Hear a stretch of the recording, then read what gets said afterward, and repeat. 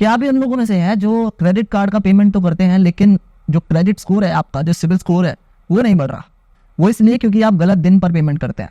तो क्या हो कि मैं आज आपको बताऊं कि एक परफेक्ट डे है जिस दिन अगर आप पेमेंट करोगे उस दिन से आपका जो क्रेडिट स्कोर है वो सिग्निफिकेंटली बूस्ट होना शुरू हो जाएगा।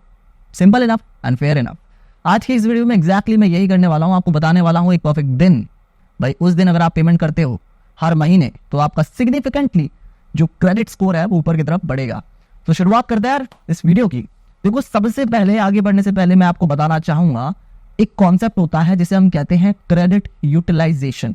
क्रेडिट यूटिलाइजेशन का मतलब क्या होता है? क्रेडिट मतलब जो लिमिट आपको दी गई है बैंक के द्वारा, और यूटिलाइजेशन मतलब जितना आप यूज करते हो।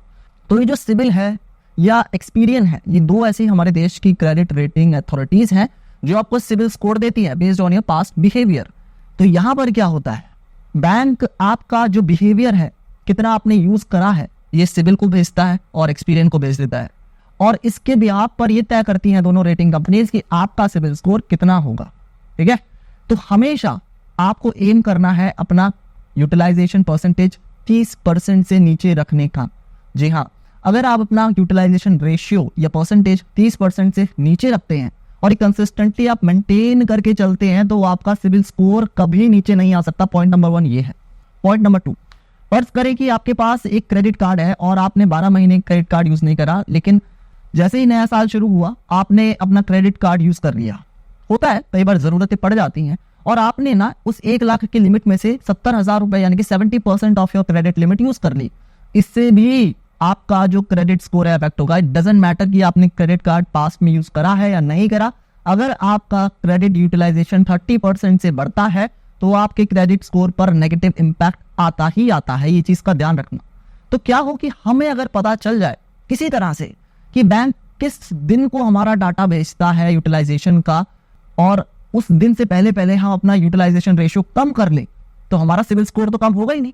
Fair enough. तो आज हम यही डिस्कस करने वाले हैं।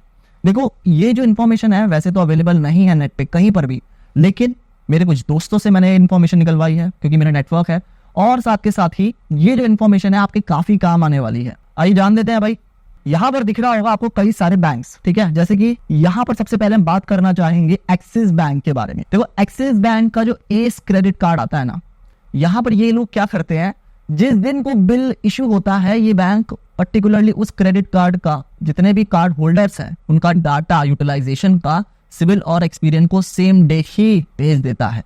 तो अगर आप axis S credit card holder हैं, आपको ये चीज ध्यान रखनी है कि बिल जनरेशन डेट से पहले पहले आपको maximum outstanding balance clear out करना पड़ेगा, तभी आपका यूटिलाइजेशन नीचे रहेगा, वरना तो ये ऊपर आ जाएगा और आपका सिविल स्कोर खराब हो जाएगा। सिंपल सी बात है। लेकिन सिंपल सी बात का सिंपल सा सवाल ये भी उठता है कि भैया हमें पता कैसे चलेगा कि हमारा कितना बैलेंस है? वो तो तब पता चलेगा ना जब बिल आएगा। मैं आपको एग्जांपल से समझा देता हूँ।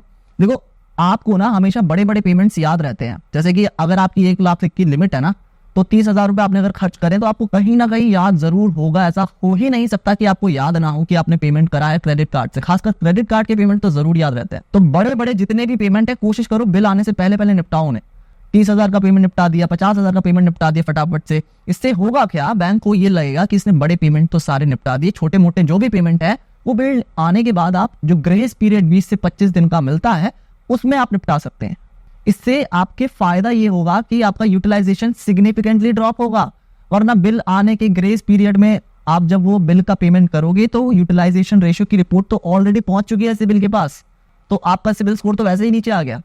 तो यहाँ पर इस तरह से आप खेल खेल सकते हैं कि पहले ही जितने भी बड़े पेमेंट है उसे आप निपटाते चलो। आपको अगर कंफ्यूजन है ना, अगर ये लग रहा है कि मुझे ट्रांजैक्शन का पता यार नहीं चल रहा, लेट्स जस्ट से कि आपने छोटे मोटे पेमेंट्स कर रखे हैं, आपको पता ही नहीं चल रहा, तो एक काम करो, आप अपना मेल चेक कर सकते हो। मेल भी आता है बैंक के द्वारा, जो क्रेडिट कार्ड जो बैंक है जिसने आपको क्रेडिट कार्ड दिया है वो मेल भी करेगा, और साथ के साथ ही आपको SMS भी करता है कि फला फला जगह आपने फला फला अमाउंट का ट्रांजैक्शन किया है। तो आप मेल भी चेक कर सकते हो या मैसेज चेक कर सकते हो, या ऐप में जाकर ट्रांजैक्शंस में जाकर आप अपनी हिस्ट्री चेक कर सकते हो, और उसको कैलकुलेट करके मैक्सिमम जितना हो सके बिल आने से पहले पहले भर दो।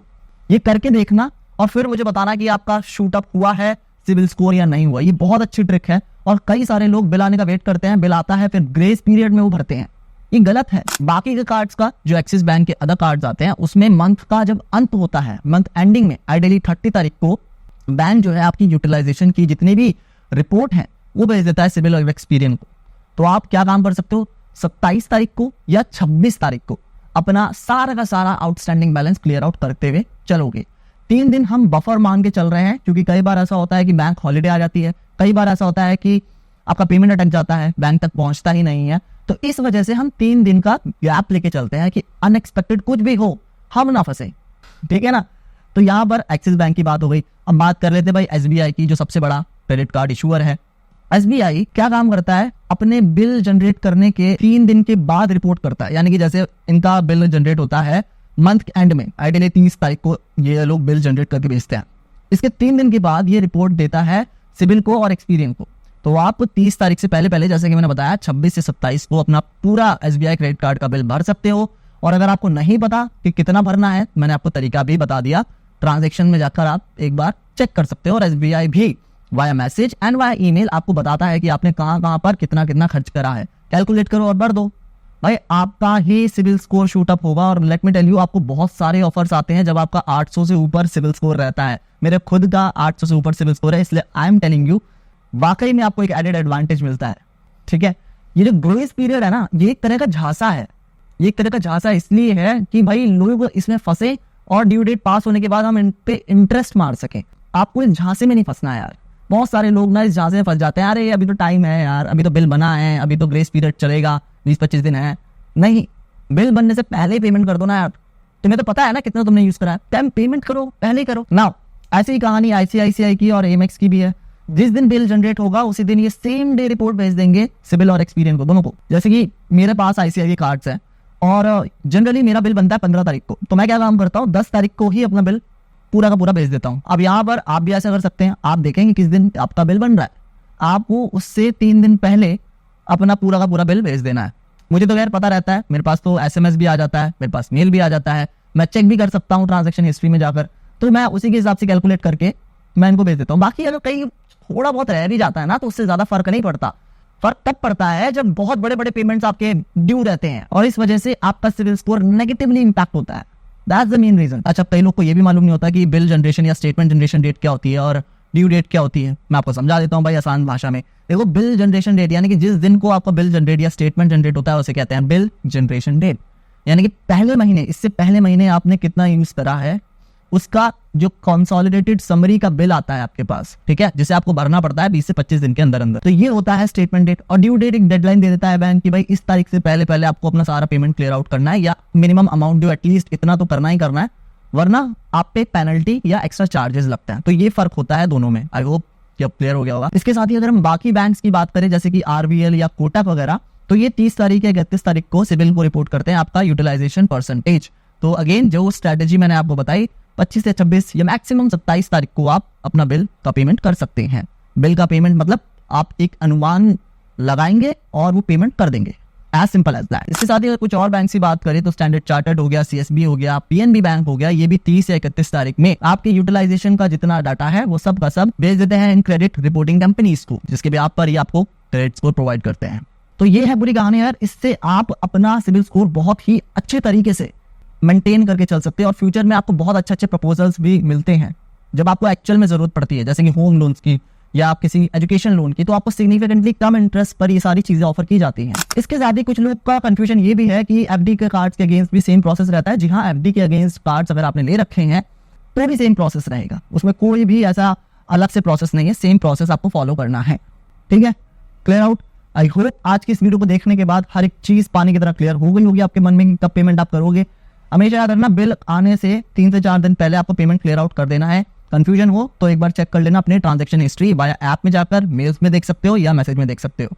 चैनल पे नए हो तो सब्सक्राइब किए बिना मत जाना, क्योंकि यहाँ पर हम इसी तरह की फाइनेंशियल एजुकेशन के रिलेटेड वीडियोस बनाते रहते हैं। I will see you in the next video guys. जय हिंद।